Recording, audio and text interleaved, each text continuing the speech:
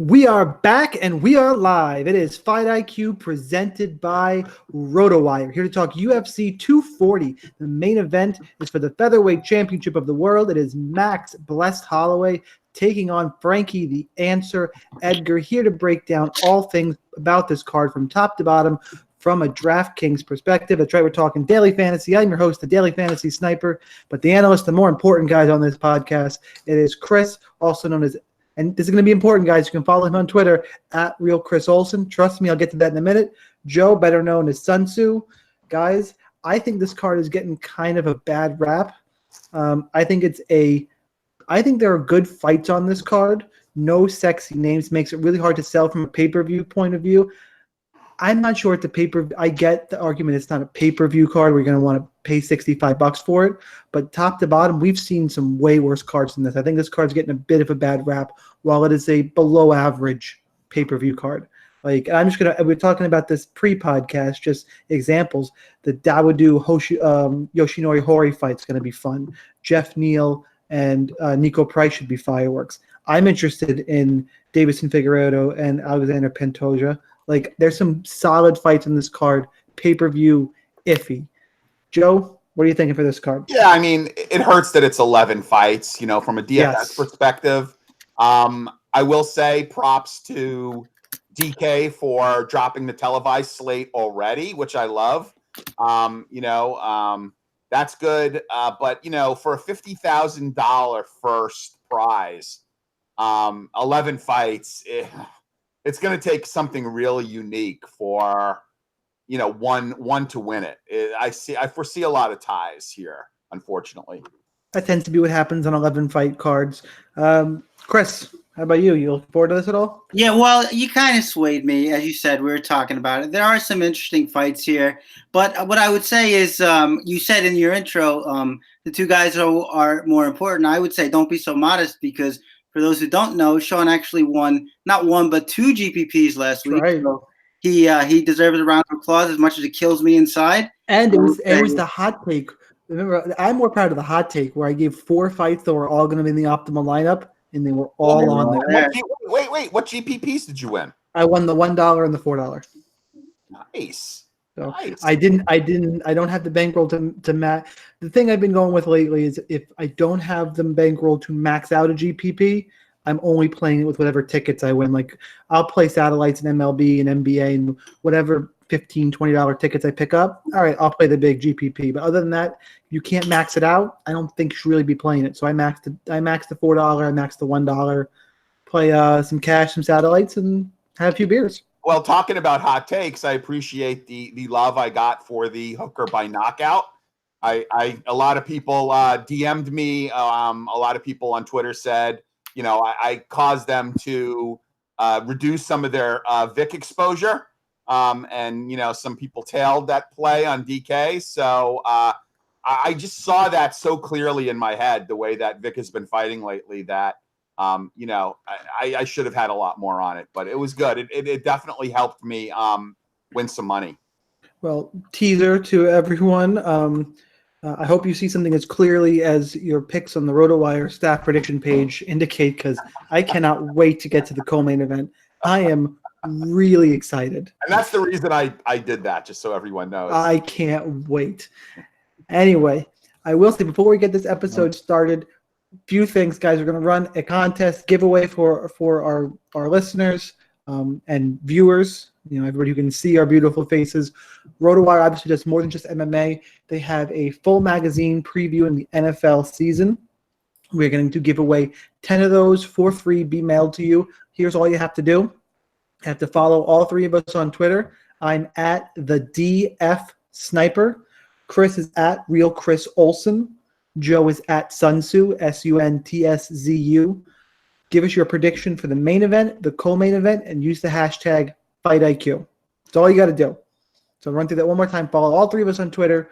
Send out a tweet using the hashtag FightIQ with your prediction of who's going to win the main and co-main events. It's Max Holloway, Frankie Edgar versus Chris Cyborg, and Chris Cyborg versus Felicia Spencer. That being said, guys, I'll give you another reminder later, but also go to rotowire.com/free. It's a 10-day free trial to all their premium content, no credit card required. They are the ones who make this podcast possible. We record these on Friday nights at 8 o'clock. We're in chat. Chat's already popping. Welcome, guys. Thank you. Appreciate everyone who said congrats to me in chat. Welcome, everyone. Look forward to talking in there. Friday, 8 o'clock. You should join there. A lot of fun if you're watching live. If you can't, subscribe on iTunes. RotoWire MMA. It is a replay of that live broadcast that you can get on iTunes. So I think we got all the pleasantries out of the way. One more pleasantry, Sean. I want everybody to go to Twitter and check out my retweet, which teased at the contest. So just check out that retweet, just in case people were worried as to what the actual prizes were. Just check out my retweet so you know what the prize is not. That's all I say. I'm going to, after, I don't know what you're referring to, so I can't wait to introduce this first fight and open up Twitter real quick. Yeah. That being said, we have Kyle Stewart at 8,200 taking on Erik Koch at 8,000. Line on this fight. It's been pretty much no help in terms of breaking this down from DraftKings. It is still no help. Minus 105 a piece on 5 dimes. Pretty much whatever site you're at, whatever their vig is, it's minus 110 or minus 115 each guy. The fight does not go to decision, is also pick 'em. Erik Koch, former 145er. This is a fight at 170. He's the more experienced guy, more technical guy. Kyle Stewart got exposed on the ground last time against Chase Rencounter. It's a close fight, though. He's the bigger guy, younger guy. Is Koch still in it? It sucks because on an 11-fight card, you really can't ignore it. But there's a lot of variables here. Joe, start us off. So how the mighty have, I won't say fallen. It's been really, well, yeah, I guess I'll say fallen. It's been a function of inactivity. Erik Koch, who's only 30 years old, is a guy that actually was scheduled into a title fight with Jose Aldo at 145. And that did not happen. Aldo got injured. He went up to 155. He got wrestle-effed by Clay Guida as a big favorite. I remember that because I really took a hard one there. So here he is. He's coming off of 2 losses. He is debuting at 170 after losing to the infamous and legendary Bobby Green and Clay Guida. I have to believe that this is his last shot. He's fought once in 2017, once in 2018. He did have a fight that was canceled against Dwight Grant in December. So, inactivity has been his middle name. I have to believe that if he does not do something here, that he is either, moving onward to brighter pastures or retiring. But give me Koch here. I like the narrative. He looked really good. He looked pretty ripped. I don't like that he did a home camp. I see that kind of as a negative, but I don't think Stewart is all that good. He obviously got exposed by Chase Rencounter, who turned out to be a bit better than we all might have thought. But I'll take Koch here. I think this is a decision fight, and unfortunately, to Sean's point, with 11 fights on the card, it's kind of difficult to completely fade fights. So be cautious. I don't see this as a high-scoring fight, unless I'm mistaken. But give me some Koch here. Okay, Joe wants Koch. Chris. Yeah, that was well executed. I'm not sure this is a close fight in terms of skills. Anyway, I think Erik Koch is by far the more technical, faster, more diverse striker, better wrestler. But the one big if that has to come at the end of that is that Kyle Stewart has the opportunity to knock him out if he can back him up and land. We've seen. We haven't seen him stopped very many times in the octagon. We've seen him stopped a couple, but we have seen him maybe not take punches quite as well as we might like from a fighter that we're betting on or playing DraftKings on, whatever the case may be. So that is kind of a concern. Kyle Stewart does have kind of a bullying wrestling game that he can turn on if he wants to, but I think that Koch is the better wrestler here. I think he can use that in maybe not the same way Rencounter did. Rencounter is a good long grappler, but I think that he can still use it to his advantage. And I think that as long as he avoids getting knocked out, I mean, this is Koch's fight to lose, I think. So I'm going to be pretty heavy on Erik Koch here, but I think that Kyle Stewart is very capable of landing a big shot and taking him out. So have some Stewart. I think that people will be off of him probably based on the the lackluster way that his debut went. But he does have a puncher's chance here. Overall, though, the pick is Erik Koch pretty solidly. Moving on, Gillian Robertson, 8,600, taking on Sarah Frota at 7,600. Robertson minus 125. Got some odds value here on Frota up to plus 115. But I think that's going to keep on falling. I suspect this could be about pick 'em come fight time. Women's fight minus 190. Well, floating around minus 200 in some places. Inside the distance. Look, Robertson fights go quick. It's going to be, she's going to look to grapple and look for a submission. Frota is a BJJ black belt. I looked up where it's from. It's from Gracie Barra out in California, so it should be a legit black belt. Has power. Robertson has no striking. I see path to victory for high scoring for both of them. I think this is a time that I want to load up on the women's fight. In terms of pricing, I'm picking Robertson to win, but Frota has probably the highest ceiling among the dogs on the card. So I like Robertson to win, but I think Frota is the better DK play. Chris, start us off on this fight. Yeah, so I think that Sarah Frota is, she's intriguing because she's big and powerful for this weight class. But, I mean, that's really all she is. She's a janky kickboxer. She's got level 1 takedown defense. She can hard sprawl, but that's about all she can do. And Gillian Robertson, pursues takedowns. We saw that in the Macedo fight. She holds on to your leg. You can't just defend once. She's going to reshoot, and she's going to do what she can to take you to the ground. I will totally concede that if she catches Robertson, she could knock her out. I'm not the biggest Gillian Robertson fan.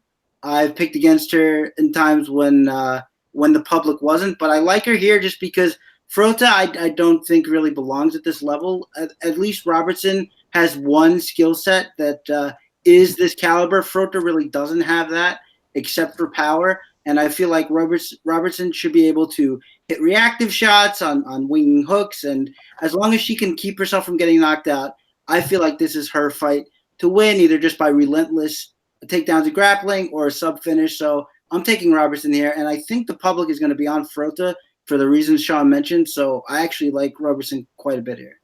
Joe? Yeah, I'm pretty much on Frota here. It's interesting, she wore glasses to the ceremonial weigh-ins, and someone said she looked like an MS-13 librarian, which I thought was kind of funny. Well, the MS-13 thing is just to throw him under the bus. At TFS Army, that's our boy Kevin, the fantasy football geek. That's what he's been referring to her everywhere. I won't go in depth there, but that was hilarious. There's a bunch of crossover in the DFS MMA world. There's a lot of, we all kind of know each other, and that's where that reference came from. Yeah, since I don't have a lot of hardcore analysis on this fight, quick segue. Thanks to everyone who's in chat. Our boy Nandala on Twitter, our Brigadine Randigoon. I'll tell you, if I ever get on like a show where I need to phone someone, it's going to be him. I consider myself to be pretty smart, and I don't understand half the shit this guy says. But yeah, thank you for being in chat, guys. I like Frota here. I think that, Frota, by the way, did finish Viviane, who's fighting later on in this card. She did come in 8 pounds heavy on short notice against Souza. That was a split decision loss. Gillian Robertson has been with ATT since she wasn't legally allowed to dye her hair red. I've got Frota here. It's interesting that, you see these 115 cards with, inside the distance. Favorite inside the distance like this, but I think Frota is going to be very popular. There is line value here. She's very cheap. So, I will have some Robertson in mass entry, but I'm going to pick Frota to win. All right, next up, a fight that should be way further up the card. It is Alexandre Pantoja, 8,300, taking on Deiveson Figueiredo at 7,900. Pantoja minus 115. Figueiredo plus 105.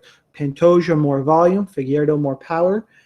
Figueiredo has some wrestling. Pantoja world-class BJJ game that I wish he would use more. Ultimately, I think Figgy's going to need a knockout to win this fight, but I think Pantoja at 125 and a low inside the distance prop. I like Pantoja in this fight. It's a matter of how much does he score. It's a mid-range fight. High-level fight, though, really close. I just lean Pantoja for the volume, and I think he's better on the ground. If anyone's going to get a flash knockout, though, to break the whole slate, it could be Figueiredo. It'd be him before it'd be Pantoja, in my opinion. So give me Pantoja, though, to win this fight via decision. Joe? Yeah, this is tough for me because when salaries came out, I originally migrated to Figueiredo. I mean, I was on him in his last fight against Formiga. He got wrestle-effed against Formiga. Pantoja, Ultimate Fighter alum, was on as a Novo União trained fighter. The Brazilian camps have been taking quite a hit lately. His career has been interesting, right? So he comes off a loss in the Ultimate Fighter. He split decisions against Eric Shelton. Chokes out the senior citizen Neil Seery, loses unanimous decision to Dustin Ortiz, and then, wins against McLovin, submits Sasaki. And, I think his probably most impressive performance was his last one. And that's why there might be a little bit of recency bias here. He finishes, the ghost of Wilson Heiss. Figueiredo, on the other hand, I was very high on. I mean, he is quite the hitter. Unfortunately, he does not throw a lot of volume, and Pantoja has never been finished in his entire career. But I definitely think that he is a notch up in terms of competition. I was disappointed that he didn't do better against Formiga. I was very impressed with what he did to Moraga and Morales, and I think he's fought slightly better competition in the UFC. I am going to go with Figueiredo. I think it's a boom or bust kind of play. GPPs only. Don't like him in cash. Price is attractive at 7.9K. As a GPP fighter with a relatively high ceiling and no floor, I'm going to go with Figueiredo. Chris? Yeah, this is a tough fight for me. I was kind of going back and forth on it. I think the deciding factor here for me is that Pantoja is a little too stationary in the pocket, and that is going to allow Figueiredo to get in on his hips the same way Wilson Heiss did.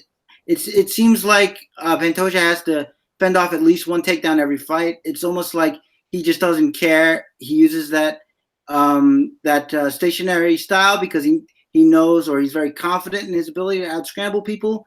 But Figueiredo might be a different beast. Probably the strongest guy he's ever fought. Okay. Time out. I was going to say, I think that's because it's one of those, he doesn't care if he's taken down.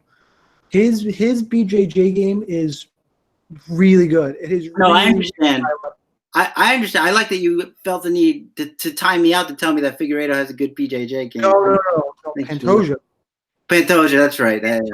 But that's what it is, though. Like, I wish if Figueiredo looks for takedowns, I think he's gonna regret it. I think he will get subbed. Well, what I was gonna say is, I mean, you might be right, but what I was gonna say is that this is probably the biggest, strongest guy he's ever fought. So it'll be interesting to see how he does on bottom here. And I don't think I could trust him being able to out-scramble Figueiredo the same way he could out-scramble smaller guys, smaller competition. Could be wrong about that. That's just a hunch. And I think everybody who plays this fight is going to have to decide that for themselves. I think the strength of Figueiredo is going to be too much. I think the flat-footedness of Pantoja is going to allow for the stalking Figueiredo to get his Muay Thai game working, land some of those hard kicks, get some takedowns, and ultimately I think it's going to lead to a Figueiredo decision. So that's where I'm going. All right. Gavin Tucker, 8,400, taking on Seung Choi at 7,800. Gavin Tucker coming off of a horrific beating 2 years ago against Rick Glenn. The line has flipped in this one as Seung Choi, who lost his UFC debut but was impressive. A theme on this card, which I put out a tweet earlier in the week about, his was against Movsar Ivloev. Long guy, he's got a big reach advantage here. Tucker got that snot beat out of him.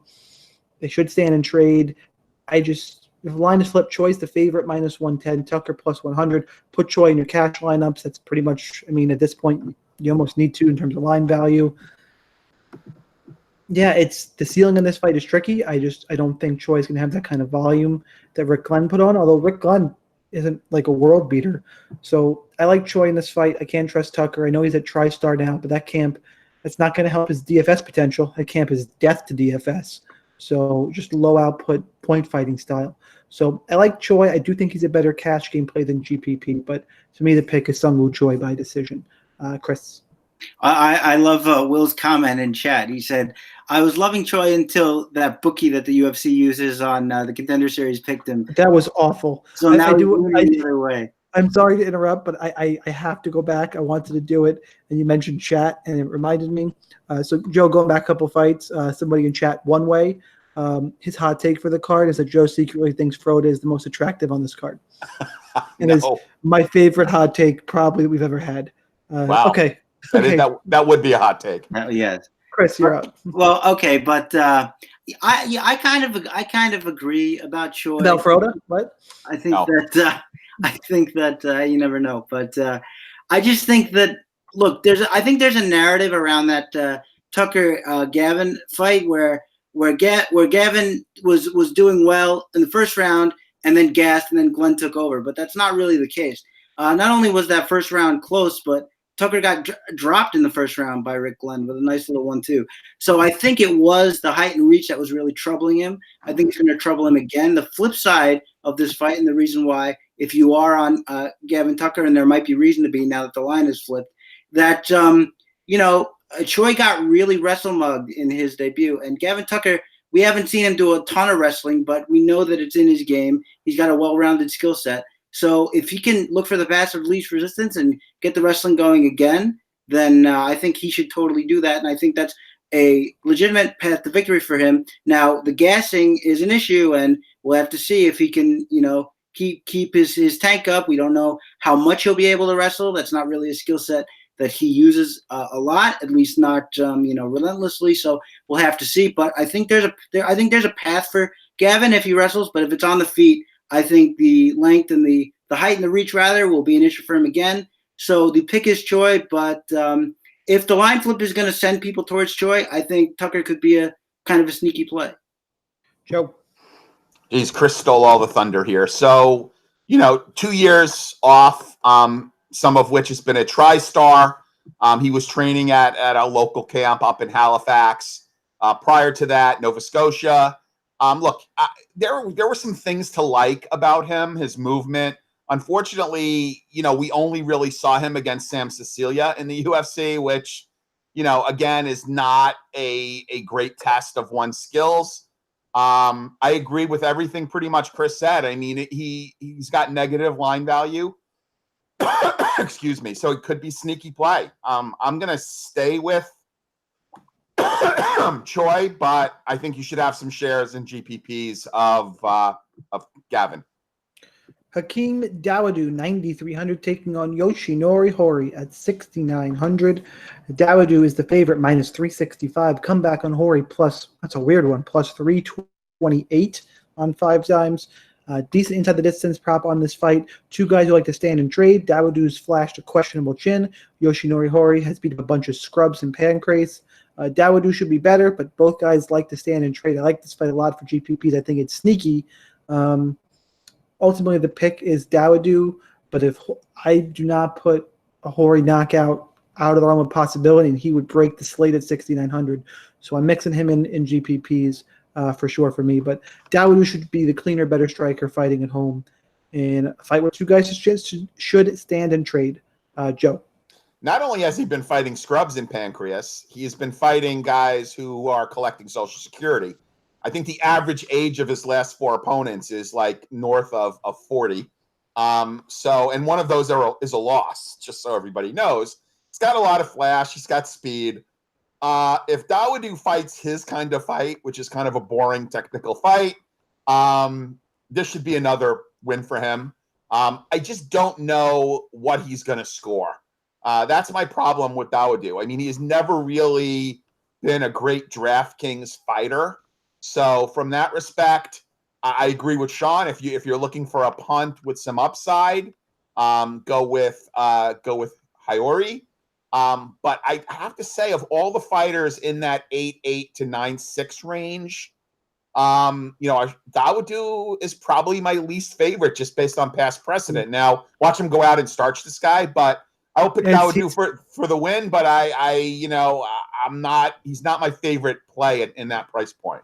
I like him much more than I like Araújo or Jotko. Jotko, yes. Araújo, no. I like Araújo more, but we could talk about that. Yeah, we'll get there. Chris, how about this fight? Yeah.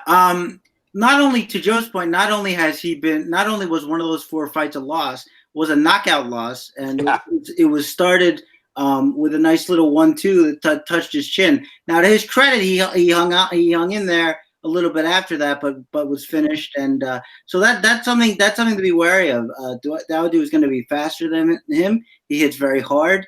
He likes to mix up his game well, but Dawodu does have a questionable chin. We have to go back to the Danny Henry fight, where he himself caught the business end of a 1-2 on the chin. And Horie's style is, he'll throw 2 shots in a row sometimes, but mainly he's a one-shot kickboxer. He can counter really well, and he's got some speed of his own. Now, generally his defense is pretty good. I will say that. He keeps distance pretty well. So the flash knockout was kind of a surprise to me. But now that it's happened, we have to take it into consideration. I'm kind of scared of this fight just because I think the public perception will be, Dawodu is just going to take this guy out, and that's going to be the end of it. I think Horie has a path here. I think that we've seen Dawodu really just let his hands float and not play defense all that much. We saw that in the Steven Seiler fight in a different organization. So I'm kind of worried about Dawodu here, to be honest. I could see this fight very easily being one where Dawodu is in control and then he just gets clipped, and then that's the end of the fight. So the pick is going to be Dawodu, but I have my reservations. I think that Horie can touch his chin, and if he does, I think the night could be over. So I would mix this up. I would, like Sean said, slate breaker if the 6,900 comes through. So have shares of both, but the pick is Dawodu. Speaking of just odd feelings, Viviane Araújo, 9,100, taking on Alexis Davis at 7,100. Araújo minus 185. It's kind of low for 9,100. Alexis Davis plus 170 at 7,100. Araújo has everybody talking because she flatlined Talita Bernardo up a weight class on short notice in her UFC debut. Alexis Davis, weight classes. That was at 35. Isn't this a fight at 25? Yeah, but she actually most of her fights were at 115. But she's fighting at 25. Now she is. Yeah. Semantics. Yeah. 1 or 2 weight classes. I'm going to say 1, but I get your point. Yeah. Alexis Davis, we know her from such scintillating striking battles as the one against Cindy Dandois. If you want to go watch that fight, just bring something to spoon out your eyes halfway through. That being said, like, Alexis Davis is tough, and Araújo's going to have to get her out quick. I know she flatlined Talita Bernardo, but Bernardo's a grappler. Like, Alexis Davis does not have good striking, but I think it's more seasoned, at least. It goes to decision. I mean, call me crazy, but we've seen weirder things in Canada. Araújo should win this fight. I'm more questioning her upside. I don't want to rely on the one-punch knockout power of a woman's flyweight. So for me, the price tag is a bit much for Araújo. I wanted to look up real quick while I'm talking what the inside the distance prop was for that fight, and that does not go to decision, is plus 150. So Vegas expecting a decision, 9,100. You got Chris Cyborg, Max Holloway up there. Like, it's tough for me to pay for Araújo. We'll start with Chris in this one. I do think she wins, but I don't think Alexis Davis is the craziest play, especially on an 11-fight card. Yeah, well, I think she wins pretty comfortably, and I do think that Davis is kind of a crazy play. I just think, I mean, you're right that she might be a more seasoned striker, but it's really upright and janky. If this is on the feed, she's not really going to have a chance against Arroyo. Her only chance is to use her physicality and see if she can get this fight to the ground, which in her debut against Bernardo, she showed some good hips and a nice base. She was able to actually get on top from a takedown that Bernardo was attempting. So I don't really put a lot of faith in her ability to take the fight to the floor either. I just think she pieces Davis up for 15 minutes. I think She might not get her out of there. I think it's gonna be pretty high volume though. I understand the reservations about the price, but I think she's pretty safe, at least in cash. And I definitely think it's a good fight to bet at. What was it? -185? Yes. So I think that would be a great spot to bet it. I understand the reservations, but I don't give Davis much of a shot here. Joe, you're still muted, bud. Yeah, I know. So I was just doing a quick little bit of research. Araújo by any KO or submission or DQ is +175 on DK Sportsbook. I like her to finish this. I was one of the many people, I shouldn't say many, there was a core group of us that were on her against Bernardo at 6.9K as +230 underdog. Really made my night having her come in like that and getting that finish in the third round. Look, Davis is 34. I think her best days are behind her. The one reason why I will likely have a few shares of her in GPPs is she's really cheap and she's Canadian. So if the fight is close, maybe, who knows? But I think, Araújo is the future. I really liked what I saw, her movement. Someone who's fought their entire career at strawweight, moves up 2 weight classes to take a short notice fight on 3 days notice, weighs in light on that fight, and then just, really dominates with her movement. Bernardo, I'm really excited to see what she could do at 125. I think this is going to be a signature win for her, and you will see her in the top 5 in no time at all. All right, moving on. Actually, I'm going to take a pause there. Reminder to everyone listening, or if you joined us late, we are having a giveaway on Fight IQ. Hopefully, there'll be more of these to come, and not just magazines, as I'm going to tell you about in a second, but other kinds of giveaways. RotoWire obviously does more than just MMA. They have their season-long fantasy football preview magazine out. I'm going to give away 10 copies of those for free to our listeners. All you have to do is follow all of us on Twitter. I'm at the DF Sniper. Chris is at Real Chris Olsen. Joe is at Sunsu, SUNTSZU. Give us your prediction of who's going to win the main event and the co-main event, and use the hashtag FightIQ. And if you want, throw something fun in there about why you love the show. That would make me happy. I assume most of you are going to say how we give Chris a hard time, which we haven't done yet. And I just realized all our main card picks I agree with you. Oh, it's going to be a boring episode. I got to find something out here. I always love these events. They're my favorite. I actually think that we're melding minds, and it's just not yet complete. I've won $5 off each in the last 2 events. I got to find a bet somewhere in the rest. I know. Anyway, guys, playing away. I'm sorry. Before we continue, can I just say I have my magazine already. I read it the other week when my power was out last week. It's got a lot of advanced statistics, average depth of target, air yards. It tells you how combine stuff and physical attributes correlate to performance. So a lot of advanced stats in there, leaderboards, good things to get you the jump on your season league. You guys want this? It's good information. So get those entries in on Twitter. Chris, I'm guessing you did not see my tweet as to what the alternative prize was. I did not. What was it? It was a all expenses paid date with the real Chris Olsen, including his mom's meatloaf.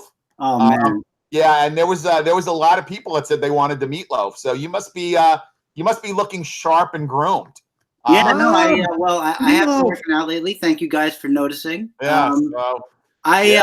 There's some fun things to do around here. We can go see a movie. So we haven't ruled that out, but maybe that'll be for future weeks. We'll see. Yeah, and I will buy popcorn and a raspberry Slurpee. So, oh wow, you guys, we're trying to hook Chris up. We got to get him out of the basement. So anybody who wants to date the real Chris Olsen, the movie's on me. All right. You heard it here first, folks. Now, if anybody out there watches your Mom's House podcast, this is eerily similar to what they're doing with Josh Potter. I'm not going to go into the specifics, but wow. Whew. Yeah, for the love of God, can we get back to fights, please? I don't know. Everybody, take part of the contest, please. Which fight are we on? We are starting the main card. right after Chris puts away his season-long magazine. And we can get into Krzysztof Jotko at 8,700, taking on Marc-André Barriault, who is at 7,500. Jotko is minus 170. The comeback on Barriault is plus 150. Look, Jotko to me is still kind of unproven. I know he's more seasoned. I think he could have, he needs to get back to his grappling. That's when he was successful. He's flashed a questionable chin at times. Uriah Hall hit him with a murderous shot. I'm not going to, he gassed himself out in that fight. That being said, Barriault hits hard, and he was able to defend takedowns and hold his own against who I think is a better wrestler in Andrew Sanchez. I think he's live in this fight. I don't trust Jotko at minus 170, 8,700, and he doesn't typically score high in his fights. So I like Barriault here. In all formats, I think if Jotko wins, I don't think it'll be quick. I think Barriault's got a floor and a sneaky high ceiling if the chin of Jotko flashes. So give me Marc-André Barriault to, I'm going to call a second-round knockout for the Canadian. Chris.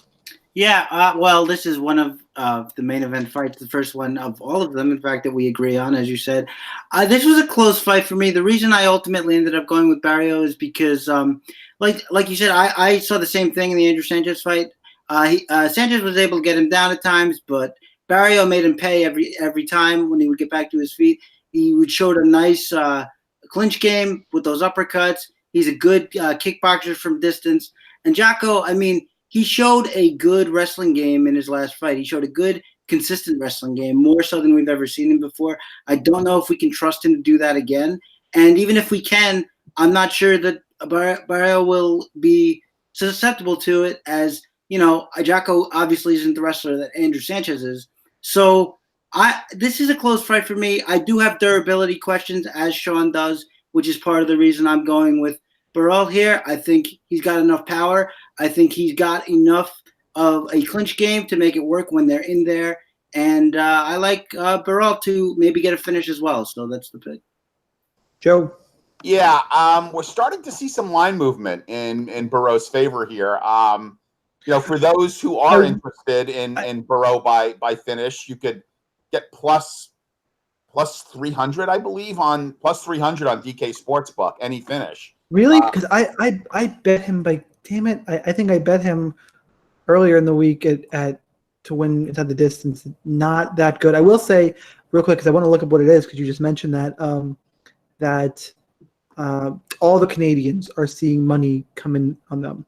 Yeah, when I bet Barriault inside the distance, it was plus 275. Damn it. No, this is by DQ, submission, or knockout plus 300 for right now, and on the DK Sportsbook. So the lines are kind of wonky. Like sometimes they're better than 5 dimes, other times they're worse.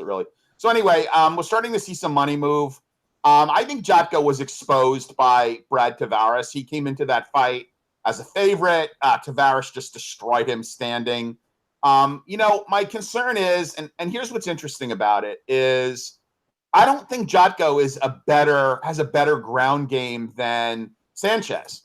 So if Barriault was able to get up and hurt Sanchez on occasion, I don't know why he can't do the same thing here against Jotko. I do think Jotko is interesting because he's probably going to be one of the lower-owned guys at that price point. So he might be worth a small GPP punt that way. But I'm going to kind of make it a trifecta here and go with Barriault to get the win here. Chris, wait, we did yours right. Yeah. I mean, I like hearing myself talk. I can go again. I know. Sorry. Yeah, the whole betting thing threw me off. Okay. Anyway, Arman Sukarian, 8,800, taking on Olivier Aubin-Mercier, the Canadian gangster, at 7,400.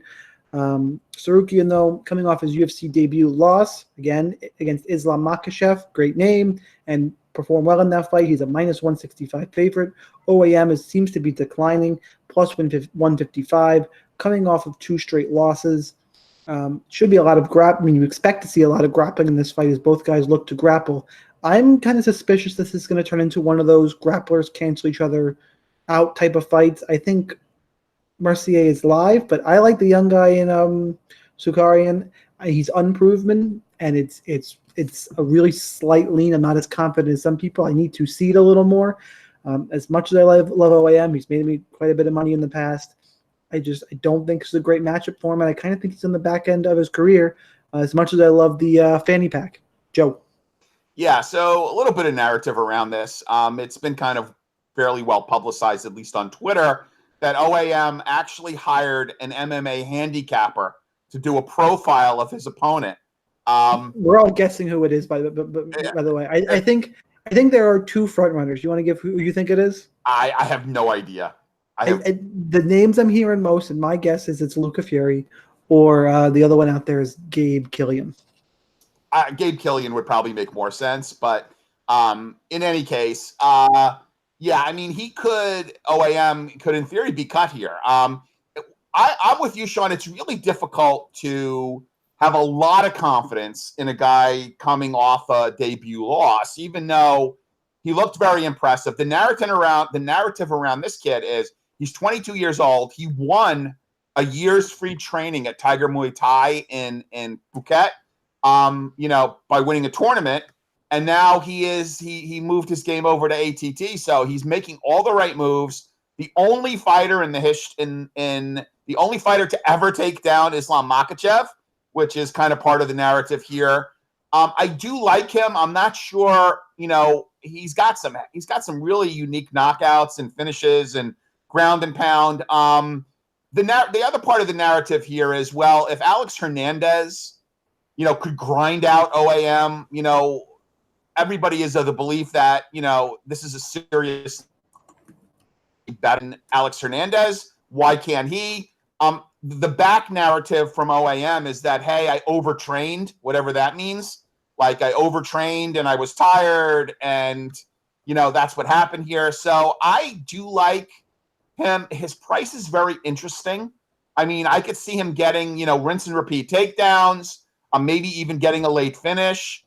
I'm going to go with him for the win. But I think based on the fact that he's got his back up against the wall and he is a Canadian fighter, that you should probably have a few shares of OAM and GPPs. Chris. So I kind of hope that it turns into what you said, Sean, which was a grapplers cancel each other out kickboxing match. Because if that happens, I think Cernenko is the way better kickboxer here. Cernenko? What? You just pulled a Joe. That's just Joe's job. What's his name? Cernenko's a tennis player. Armin Sukarian. Sukarian, and you're right. Yes, she is a tennis player. Okay, so I think Sukarian, that's what I said the first time, is the much better kickboxer here. I also think that I was really impressed by the way he scrambled with Makhachev. OAM has never really been somebody I liked all that much. He came forward a little bit more in his last fight, but he's very susceptible to being put on the back foot, and he's sort of a one-shot kickboxer. He can throw pretty heavy, but I like Cernenko to keep distance and just have a more active, diverse striking game on the feet. And on the ground, it will be interesting to see what they do. It's a lot more even there. But I think that give me his name again. Armin Sarukian. Sarukian. There, I'll never forget it. I think Sarukian could probably out-scramble him as well. And as I said, if it stays on the feet, I like him a whole lot. So that's my pick for the fight. All right, moving on. We have Jeff Neal at 9,000, taking on Nico, the hybrid price at 7,200. This fight should be fireworks. Neal at minus 325, price at plus 295. Does not go to decision, minus 400. Light him up. You guys stand and trade until one guy falls. Price has just some crazy knockouts. Neal looked great against Frank Camacho. I kind of doubted him. I saw he has some takedown defense. Look, in this type of firefight, give me Jeff Neal, but I want tons of this fight in GPPs. Someone's going to fall. Joe. No, sorry, up to Chris. Chris, you go first. Yes. Yeah, someone is going to fall, and it's going to be Nico Price. I've been heavy on Jeff Neal ever since he came in. I was heavy on him against Camacho. He is legitimately one of the quickest and most powerful guys in the division, I think. He combines those skill sets so well. He throws in combinations very well. He's defensively responsible. I think he is a complete fighter. I think we're going to see big, big things from him. Look, Nico Price should be lauded for his heart. and the way he tends to grind and finds wins in these fights. And he obviously can throw hard. And if he touches you on the chin, he can beat you. But I got to be honest, I really don't see that happening here. I think that Jeff Neal, I mean, if you want to say the takedown is maybe a threat, I don't really see Nico Price doing a ton of wrestling, a ton of committed wrestling. And even if he did, as Sean said, I think that Neal has a good enough takedown defense to weather it. I just think Neal is light years ahead on the feet, and I think this is going to end in a knockout for Jeff Neal. Joe? Yeah, I mean, everything what Chris just said. I think you should have a few shares of Price. He has a high ceiling but a zero floor. So GPPs only, but I think Neal is pretty solid. He's certainly a pivot off of perhaps Cyborg, and you could use the money to upgrade your lower tier part of your lineup. So I definitely like Neal here. I will have some shares of Price in GPPs, but give me Jeff Neal. All right, moving on to our co-main event. Chris Cyborg, 9,600 on DraftKings. That's a lot. Felicia Spencer, 6,600. Spencer plus 435. Comeback on Cyborg. I can't even. Minus 500 for Here Cyborg. It comes. Here it comes. Minus 600 ends inside the distance. Cyborg I'm going to steal Joe's thunder. It is the last fight on her contract. Could be looking to go elsewhere. Spencer is at least a legit 145er. Big lady who I will, not big as in large, big as in like she's an actual 145er. How dare you? And no, I'm going to follow by saying I didn't realize she was as good looking as I thought she was. For what it's worth in women's MMA, I know it's pretty sexist and we shouldn't talk about it, but it is what it is. I was pleasantly surprised when I saw some of her interviews this week. Cyborg's going to maul her, though, in my opinion. Like, Joe, you picked Spencer. How does she not get destroyed? I think she needs the feet. There's no contest. And Spencer, she looks for a takedown. Cyborg should just shrug her off and beat the shit out of her. Sorry. Okay, so I'll talk about the pick in a second. I honestly think Spencer, she's only 5'6". She should be able to make 135. I mean, again, I'm not a nutritionist and I'm not part of her camp, but it would seem to me that she should be able to make 135. I would love to see her at bantamweight, just because there's just so few fights right now at 145, and unless the UFC is going to make a commitment to building up the weight class, there's going to be like periods of inactivity. I was on her in a major way against Megan Anderson. Spencer, the phenom, is Anderson's kryptonite.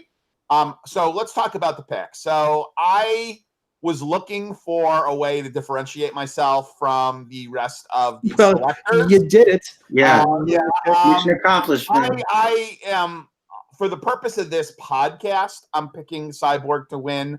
However, I have seen some interesting Cyborg fights where, she essentially carried Tanya Evinger for 3 rounds. Holly Holm went the distance. None of those have the offensive wrestling that Spencer has. So, maybe she gets a few takedowns. Look, I just don't know what's in Cyborg's head here. I don't know if she even wants her contract renewed. She's been talking about like some boxing/wrestling promotion. She makes money on merchandising, her name. So I don't know like what she is wanting here. Whether she wants to put on an impressive performance and get her contract renewed. She is a pretty high ticket for the UFC in terms of fighter comp. So I'm going to pick her to win. Again, my fear is that at 9.6K, a lot of things have to happen for you to get value. She's probably a better cash play than she is a GPP play. Because if you're looking at 12X to hit optimal, a lot has to happen when you're at 9.6K. So I think I like her better in cash. I will take Cyborg to win. I do think there are better GPP plays in that price point, which we'll talk about coming up. So, give me Cyborg. Would it shock me if Spencer scored 25, 30 points in a loss? No. It would shock me. Really? For what that's worth. Yeah, I think this is going to be over in 2 minutes. Okay. Chris. Yeah, well, Joe chickened out. That was kind of disappointing. I was hoping to hear. You're going to make a legitimate case for Spencer to win. I was hoping to hear it. It's all based on narrative. All right. Well, I mean, I think there's a reason why Joe couldn't do it, and I don't think it's possible. I think, like, on the feet, she's just an upright, slow striker. And look, could she take her down? Maybe that is sort of a question mark. We haven't really seen anybody try to wrestle Cyborg in a long time. We saw Kunitskaya, was it Kunitskaya, get the one low single takedown on her? Yep. But she got right back to her feet and wasn't able to take her down again. Even if she got her down, it would kind of surprise me if she could hold her there. I just don't see any. I think this is gonna follow in the mold of all of Cyborg's fights before Amanda Nunes, all of her recent ones, by which I mean the Lena Landsbergs and the Kunitskayas, where she's just gonna touch her opponent a couple times on the chin. They're going to fall, and that's going to be the end of the fight. I think that you can expect 105 to 110 pretty comfortably here. So I think that makes her pretty live everywhere. And Cyborg all day. So how are you going to get 110 if she drops Spencer in the first 2 minutes? Because she's not going to drop her in the if you get those fights before Cyborg. Most of them go like 3 or 4 minutes. I said end of first round. That is my word. Too quick. Huh? I was saying I agree. I said 2 minutes, and that's my big worry, Joe, is too quick. It could be too quick, but here let's actually we can see if I'm right in real time here. We can pull them up. Kunitskaya, she got 112. Okay, Evanger was only 92, so that wouldn't work. 89 against Home. 134 against Landsberg. Leslie Smith was 116. So look, she's been getting it done.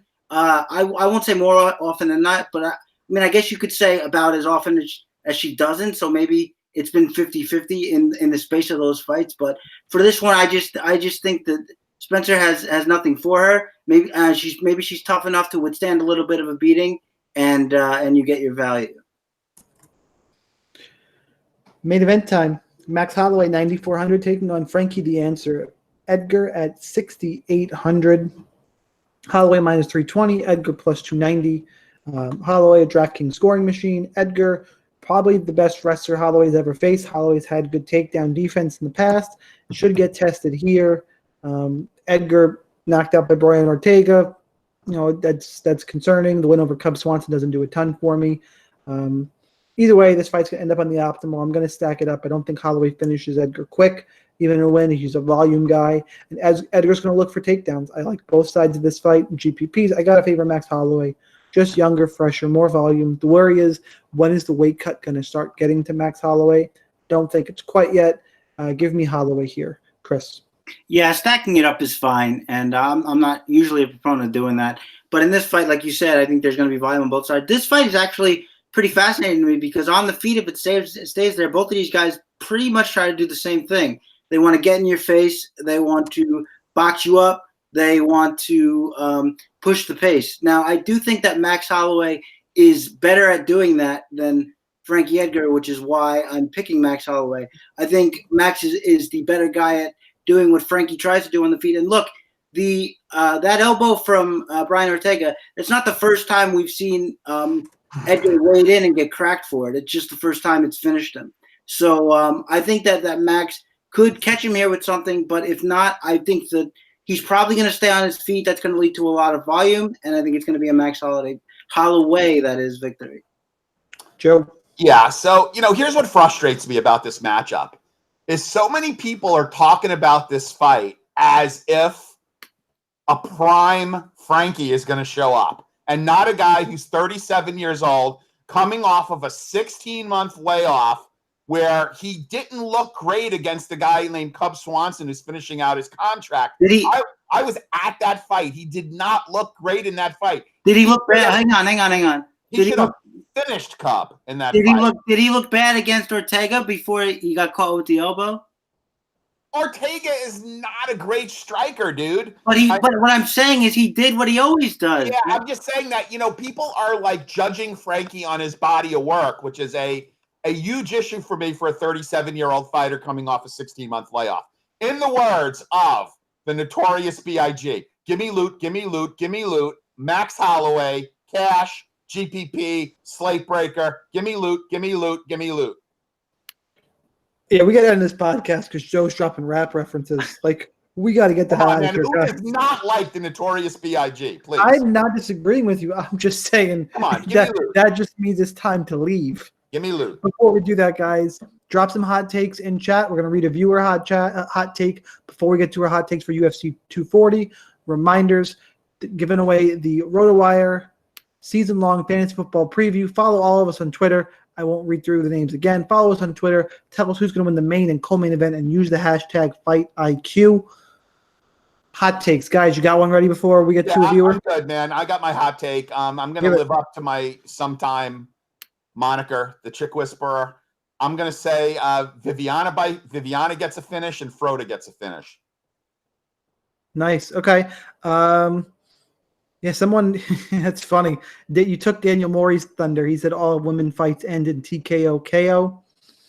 I'm gonna read Nandalal's main event is not in the optimal lineup. He was saying that Holloway is going to drop Edgar too quick. I could see the co-main event not being in the optimal. He said the main, and I wanted to. There was another good one that One Way had. I gotta find it. It was really good too. Damn. Okay, while you're looking at that, I want to make a public service announcement. The next week's UFC card is in the great state of New Jersey. It is a very early card, very weird. It's a noon start time, Eastern. I am asking if anyone of our millions of listeners are going to be attending that card. I am on the fence right now. I'm kind of hoping for a hookup by DK, but if you are thinking of attending that fight, drop me a DM in Twitter. Be good to catch up and meet with some guys. I'm like contemplating maybe getting a group of guys together and kind of having a late breakfast before the fights. So let me know if anybody's planning on going to that card. It looks like we got a pretty nice main event, although we did lose a fight with Evelev not being able to get a visa. I'm not sure if that fight's going to be replaced or not. And also, probably to the surprise of my illustrious co-hosts here, if I am fortunate enough to advance to the next round of the Knockout Challenge on DraftKings, I will need to abstain from potting next week if I get into the money round. So, I don't know. You don't want to jinx yourself, man. You got to. I know. I was almost like not going to say anything, but we'll look for a suitable, replacement for that week, just so I can kind of focus on what I need to do. We are playing for $50K, so that's real money. So that might happen. Hot takes. I found the one from One Way. I like Kyle Stewart versus Erik Koch will be the highest scoring fight on the card. Okay, wow, that is a hot take. So, Chris, you got your hot take? Yeah, let's say that Horie finds Dawodu's chin and finishes him. Woo! I like it. I like that one too. My hot take will be.